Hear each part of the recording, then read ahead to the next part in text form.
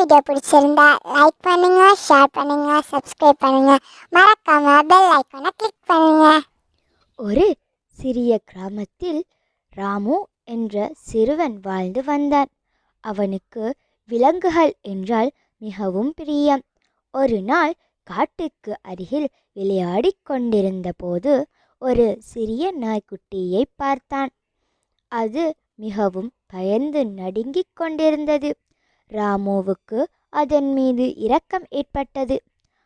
அவன் அந்த நாய்க்குட்டியை வீட்டிற்கு எடுத்து சென்று அதற்கு மணி என்று பெயர் வைத்தான். ராமுவும் மணியும் மிக விரைவில் நெருங்கிய நண்பர்களாக மாறினர். ஒவ்வொரு நாளும் ராமு பள்ளி முடிந்து வந்ததும் இருவரும் ஒன்றாக விளையாடுவார்கள். மணி ராமுவின் பின்னாடியே செல்லும். அவன் எங்கு சென்றாலும். ஒரு நாள் கிராமத்தில் ஒரு பெரிய திருவிழா நடந்தது. ராமுவும் மணியும் திருவிழாக்கு சென்றனர். அங்கு நிறைய மக்கள், கடைகள் மற்றும் விளையாட்டுக்கள் இருந்தன.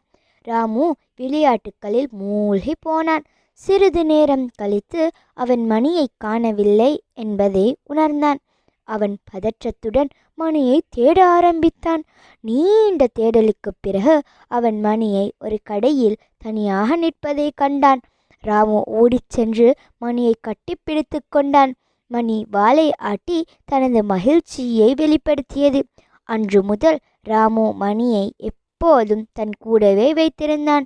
ராமுவும் மணியும் வாழ்நாள் முழுவதும் சிறந்த நண்பர்களாக இருந்தனர். அவர்களின் நட்பு, அன்பு மற்றும் அக்கறையின் சிறந்த உதாரணமாக இருந்தது.